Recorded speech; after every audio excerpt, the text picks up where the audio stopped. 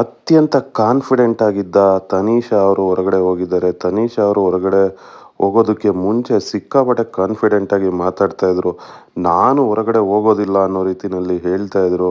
ಅವರು ಯಾವಾಗಲೂ ಹೇಳ್ತಾ ಇದ್ರು ಕಾರ್ತಿಕ್ ಅವರು ಅವ್ರನ್ನ ನಾಮಿನೇಟ್ ಮಾಡಿದಾಗ ತುಂಬಾ ಅವರು ಅಪ್ಸೆಟ್ ಆಗಿದ್ರು. ಆಗ ನನಗೂ ಕೂಡ ಅನಿಸಿತ್ತು ಏನು ಈ ಒಂದು ನಾಮಿನೇಷನ್ಗೆ ತನೀಶಾ ಅವರು ಈ ರೀತಿ ಆಡ್ತಾ ಇದ್ದಾರಲ್ಲ ಅಂತ. ಆದರೆ ಅದೇ ನಾಮಿನೇಷನ್ ತನೀಶಾ ಅವರನ್ನು ಈಗ ಹೊರಗಡೆ ಕಳಿಸಿದೆ ಅನ್ನೋವಾಗ ಬಹುಶಃ ತನೀಶಾ ಅವರು ಹೇಳಿದ್ದು ನಿಜನೇ ಇತ್ತು ಅಂತ ಅನಿಸುತ್ತೆ. ಅವ್ರಿಗೆಲ್ಲೋ ಒಂದು ಕಡೆ ಮನಸ್ಸಲ್ಲಿ ಗೊತ್ತಾಗಿತ್ತು ಅಂತ ಅನಿಸುತ್ತೆ.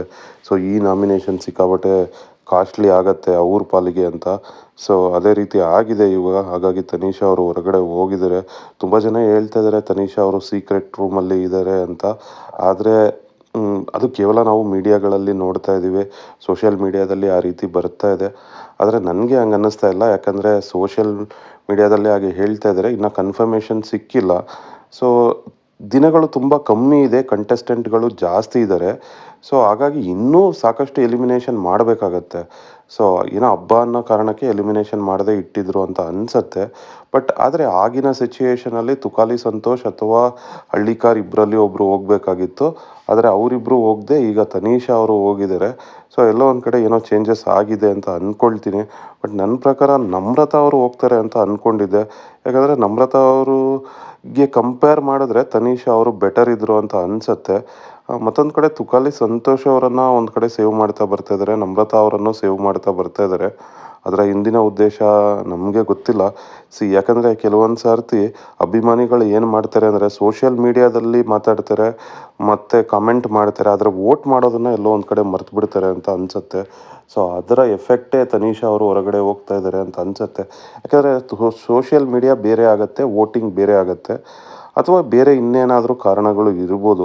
ಸೊ ಎಷ್ಟರ ಮಟ್ಟಿಗೆ ವೋಟಿಂಗನ್ನು ಪರಿಗಣನೆಗೆ ತೊಗೊತಾರೆ, ಎಷ್ಟರ ಮಟ್ಟಿಗೆ TRPಯನ್ನು ಪರಿಗಣನೆಗೆ ತೊಗೊಳ್ತಾರೆ ಅನ್ನೋದು ನಮಗೆ ಗೊತ್ತಿರೋದಿಲ್ಲ.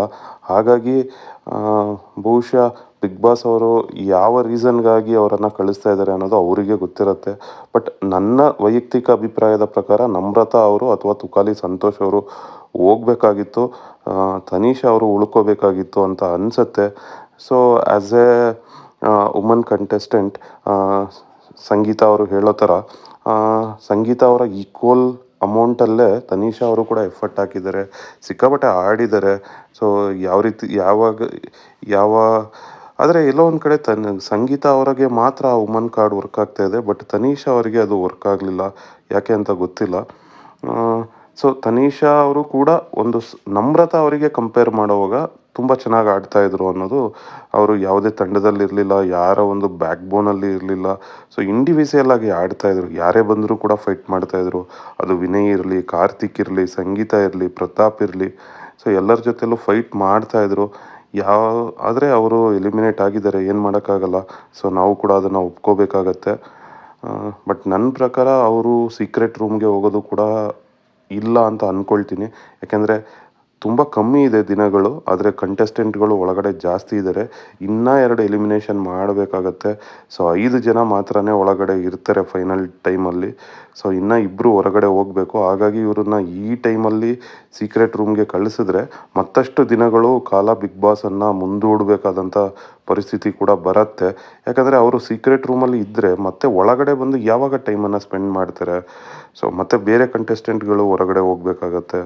ಸೊ ಅದು ಕಷ್ಟ ಅಂತಲೇ ಅಂದ್ಕೊಳ್ತೀನಿ. Thank you friends. Thanks for watching our channel. Thank you very much. ಹೀಗೆ ನೋಡ್ತಾ ಇರಿ ನಮ್ಮ ಚಾನಲನ್ನು.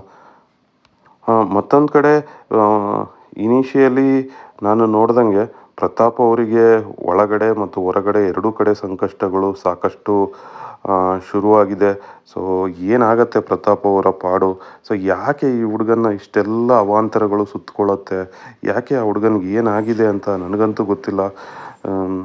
ಸಿಕ್ಕಾಪಟ್ಟೆ ನಮಗೂ ನೋವಾಗತ್ತೆ. ಸೊ ಒಬ್ಬ ಮನುಷ್ಯನಿಗೆ ಯಾಕೆ ಇಷ್ಟೊಂದು ನೋವುಗಳು ಸುತ್ತಕೊಳ್ತಾ ಇರತ್ತೆ? ಪಾಪ ಅವನ ಮೇಲೆ ಒಂದು 49 ಲಕ್ಷವರೆಗೂ ಅಪರಾಧವನ್ನು ಕಟ್ಟಬೇಕು ಅನ್ನೋ ರೀತಿಯಲ್ಲಿ ಕೇಸ್ ಹಾಕಿದ್ದಾರೆ. ಆ ಕೇಸ್ ಏನಾದರೂ ಗೆದ್ದರೆ, ಒಂದು ವೇಳೆ ಅವರು ಬಿಗ್ ಬಾಸನ್ನು ಗೆದ್ದಿಲ್ಲ ಅಂದರೆ ಅಷ್ಟೊಂದು ಅಮೌಂಟನ್ನು ಅವರು ಎಲ್ಲಿಂದ ಕೊಡ್ತಾರೆ? ಸೊ ಅವ್ರ ಹತ್ರ ಅಷ್ಟು ಅಮೌಂಟ್ ಇದೆಯಾ ಅನ್ನೋದು ಕೂಡ ಗೊತ್ತಿಲ್ಲ. ಸೊ ನೋಡಬೇಕು. ಪಾಪ ಆ ಹುಡುಗ ಸಿಕ್ಕಾಪಟ್ಟೆ ಕಷ್ಟಪಟ್ಟು ಮೇಲೆ ಬರ್ತಾ ಇದ್ದಾನೆ. ಎಲ್ಲೋ ಒಂದು ಕಡೆ ನಮಗೂ ಕೂಡ ನೋವಾಗುತ್ತೆ. ಸೊ ಅವರು ಬಿಗ್ ಬಾಸನ್ನು ಗೆದ್ದರೆ ಆ ಅಮೌಂಟನ್ನು ಕೊಡ್ಬೋದು. ಇಲ್ಲಾಂದರೆ ಅವ್ರು ಹೇಗೆ ಆ ಅಮೌಂಟನ್ನು ಕೊಡ್ತಾರೆ ಅನ್ನೋದೇ ಡೌಟು.